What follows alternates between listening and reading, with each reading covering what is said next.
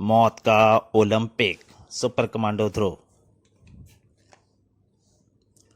इस दिल दहला देने वाली कहानी की शुरुआत एक अंतर्राष्ट्रीय क्रिकेट मैच से हुई। फास्ट बॉलर निहंग की अगली गेंद कॉट एंड से और बोल्ड ग्रीनविच साफ बोल्ड हो गए। पवेलियन में का स्कोर है 2 विकेट पर 105 रन। अगले बल्लेबाज रिची। ओफ, अपना काम इस रिची से नहीं चलने वाला। हमारे पास सिर्फ 15 मिनट का वक्त बचा है। हमारा काम तो इसके बाद वाले बल्लेबाज रिगार्ड से है, तो इस रिची को रास्ते से हटाना होगा। पिच पर जाता बल्लेबाज रिची जैसे ही उन दोनों के बगल से निकला, ये गया बिच्छू इसके पैड के अंदर। रिची 2 कदम ही आगे बढ़ा था कि क्या हुआ रिची? अरे बिच्छू, तुम लोगों से कितनी बार कहा है कि पैड झाड़ कर पहनो, लेकिन वक्त नहीं है। रिगार्ड, तुम मैदान पर जाओ, मैं रिची को दवा देने का इंतजाम करता हूँ। Okay captain. शाबाश, अब प्रार्थना करो यह कहीं अगली गेंद पर ही आउट ना हो जाए, वरना अपना ऐसी बात सोचकर ही रूह कांप जाती है। अगले बैट्समैन हैं धुआंधार रिकॉर्ड, जो बॉलर के सर के ऊपर से छक्का मारने के लिए विख्यात हैं। वे अब सामना करेंगे निहंग के ओवर की तीसरी गेंद का। निहंग आए, उन्होंने अंपायर को पॉर किया। शॉट ऑफ लेंथ बॉल, और ये रिकॉर्ड का चिरपरिचित शॉट। पहली बॉल पर सीधा छक्का, और गेंद निहंग के सर के ऊपर से होती सीधी पेविलियन में आकर गिरी। पेविलियन में किनारे खड़े फोटोग्राफर को इसी क्षण का इंतजार था। वह दौड़कर गेंद की तरफ लपका और उसने गेंद फील्डर की तरफ वापस उछाल दी। Thanks, it's all right. यह कोई नहीं देख पाया कि फोटोग्राफर ने बड़ी सफाई से गेंद को दूसरी गेंद से बदल दिया है। गेंद एक बार फिर निहंग के हाथ में है। वे मुड़े, दौड़े, अंपायर कृष्ण को पार किया, और रिकॉर्ड ने इससे ज्यादा घातक गेंद शायद कभी नहीं खेली थी, क्योंकि गेंद के जमीन से टकराते ही एक कणभेदी धमाका हुआ और रिकॉर्ड का पूरा बदन हवा में उड़ता नजर आया। बड़ाम, और इसी के साथ शुरू हो गया 1, 2, मौत का ओलंपिक, जिसका प्रथम पुरस्कार था विजेता के हाथों ध्रुव की मौत। दोस्तों, ये कहानी जारी है और मुझे उम्मीद करता हूँ आपको ये बहुत अच्छी लगेगी कॉमिक्स। पर मेरी आपसे फिर से एक प्रार्थना है, अगर कॉमिक अच्छी लगे तो लाइक कीजिए, और हो सके तो शेयर कीजिए, और चैनल को सब्सक्राइब कीजिए, और हाँ, बेल आइकॉन पे नोटिफिकेशन को ऑन जरूर कर लीजिए, ताकि मैं भी जो भी कॉमिक डालूँ वो सभी आपको टाइम से मिलती रहें। अब कॉमिक। उस दिन ध्रुव भी मैच देखने के लिए दर्शक दीर्घा में मौजूद था। यह क्या? यानी बॉल बदल दी गई थी, पर कैसे? ध्रुव तेजी से मैदान में कूदा। टीम डॉक्टर और साथी खिलाड़ी भी दौड़ते हुए पिच तक पहुंच चुके थे। जल्दी डॉक्टर, यह अभी जिंदा है। अरे, तुम इसकी जेब से सिक्का क्यों निकाल रहे हो?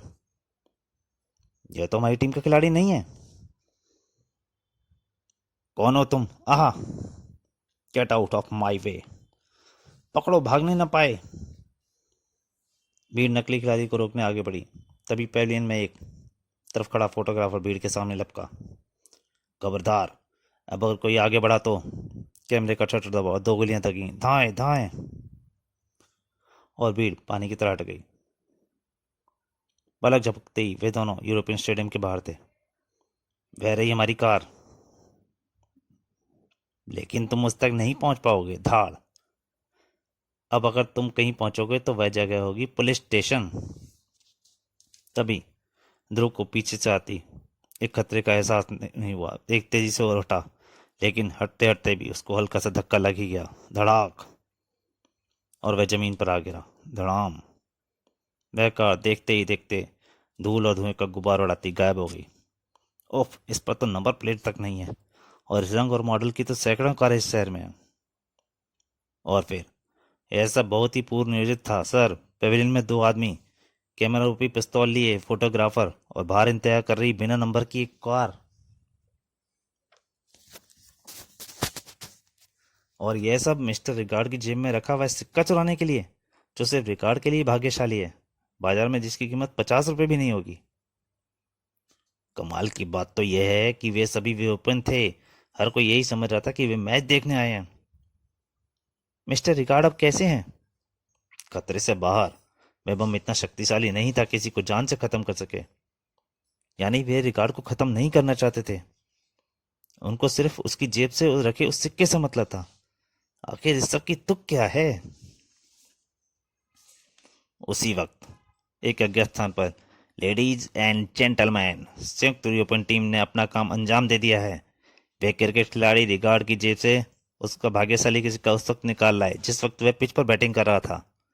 इस काम को उन्होंने 2 दिन की अवधि खत्म होने से पहले ही पूरा करके 80 अंक प्राप्त किए हैं। यूरोपियन टीम को हम ओलंपिक कमेटी की तरफ से बधाई। इसी वक्त बगल के कमरे में एक दूसरी मीटिंग चल रही थी। हमको बहुत कठिन काम दिया गया है।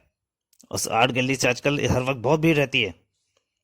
वैसे वहां से विश्व प्रसिद्ध कलाकृतियों के फ्रेम निकाल कर लाना, और वो भी ऐसे कोई देख ना सके, एकदम असंभव है। हाँ, और शाम के 3 बजे तो भीड़ सबसे ज्यादा होती है, और हमको अपना काम शाम के 3 बजे ही करना है। इन सब से कोई मतलब नहीं है। तुम चाहो तो अब भी अपना नाम वापस ले सकते हो। नहीं, हम यह काम करेंगे। मैं साबित कर दूंगा कि हम चीनियों के लिए कुछ भी असंभव नहीं है। और पुलिस स्टेशन में उन यूरोपियनों का कहीं पता नहीं है। वारदात होते ही मैंने सारे भागने के रास्ते बंद करा दिए थे, लेकिन वे तो गधे के सर से सींग की तरह गायब हो गए। उधर इंग्लैंड टीम का मैनेजर धमकी दे रहा है, अगर अपराधियों को तुरंत ना पकड़ा गया तो आगे मैच नहीं होगा। अब मैं करूं भी तो क्या?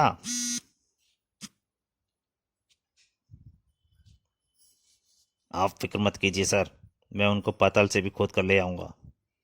आखिर ये हमारे देश की प्रतिष्ठा का सवाल है। अगले दिन शाम के 2:45 बजे राजनगर की आर्ट गैलरी हमेशा की तरह ही दर्शकों से भरी थी। ढलती शाम। यह तो मगरमच्छ के पेट के अंदर की फोटो लग रही है। जब समझ में नहीं आता तो यहाँ आए ही क्यों थे? यह क्या? सिर्फ जलेबी की तस्वीर है, क्यों? धीरे बोल मूर्ख, ये जीवन की उलझन है। तभी बाथरूम की तरफ से एक गोली की आवाज ने सबका ध्यान खींच लिया। धाएं! आर्ट गैलरी में तैनात गार्ड तेजी से बाथरूम की ओर लपके। चोर चोर पकड़ो! अरे तो इसके तो पैर में गोली लगी है। और लगभग साथ ही साथ 2 लखापोश भी उसके पीछे निकले। इसके हाथ में तो कलाकृतियां हैं। खबरदार, जो किसी ने हिलने की कोशिश की तो होश में आओ और कलाकृतियां नीचे। आह, मैंने कहा था हिलना मत। मोर गार्ड उछलकर नीचे आ गिरा। नकाबपोश बगल वाली खिड़की की तरफ लपके। आओ जल्दी! और शीशा तोड़कर झनाक। यह सब पल भर में हो गया। दूसरे गार्ड को पिस्तौल बाहर निकालने का मौका ही नहीं मिला, परंतु खिड़की का शीशा टूटते ही पुलिस स्टेशन में लगा अलार्म घनघनाने लगा। गर्र! तुरंत ही सावधान सावधान! 13वें रास्ते के सभी पुलिस स्टेशन वैन तुरंत आर्ट गैलरी पहुंचे। Red alert! आर्ट गैलरी तो अगले ही मोड़ पर है। तो दोस्तों, ये कहानी यहीं तक। इसके अगले भाग में जल्दी हाजिर होऊंगा। तब तक के लिए नमस्कार।